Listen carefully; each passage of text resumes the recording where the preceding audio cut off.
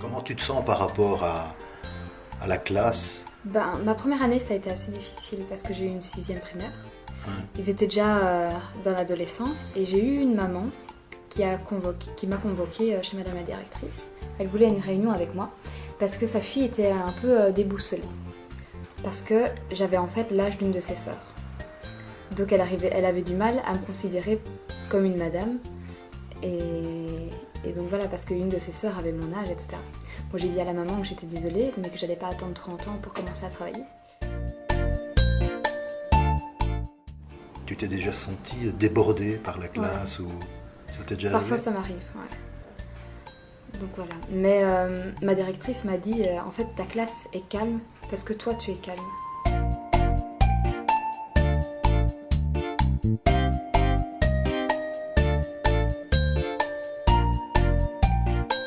Je crois savoir que tu as une classe avec beaucoup d'enfants issus de l'immigration. Mhm.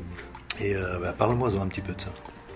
Alors cette année j'ai quand même une bonne partie de la classe qui est turque, quelques Marocains. J'ai un Congolais, une Guinéenne je pense, et j'en ai plusieurs qui sont moitié-moitié on va dire. Il y en a une c'est moitié espagnole, moitié belge. Il y en a un autre c'est moitié italien, moitié belge. Donc voilà, mais ça reste quand même une majorité de Turcs et de Marocains. Et en classe, dans ta classe, comment est-ce que toutes ces nationalités cohabitent? Je dois dire franchement que j'ai jamais eu de soucis, à part la première classe, où il y avait quand même il y avait quelques belgo-belges, quand même pas mal de Marocains. Et là par contre, je sentais quand même des petites tensions communautaires, on va dire. Et par contre, mes deux autres classes, donc j'ai eu 3 classes en tout, celle que j'ai maintenant et celle de l'année passée, j'ai jamais eu aucun souci de racisme ou de manque allez, de respect envers les autres communautés.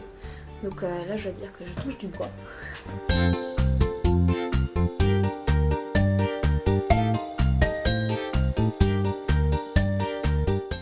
Et toi, justement, par rapport à cette variété de nationalités, est-ce que tu adaptes tes cours ou pas? Tu essayes vraiment de suivre ce que l'éducation nationale impose? Non, je fais pas d'adaptation du tout. Parce que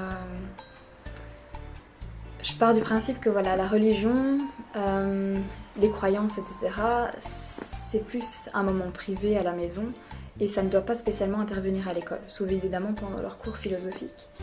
Et en classe, ce que je dis normalement est vrai puisque c'est scientifiquement prouvé ou quoi.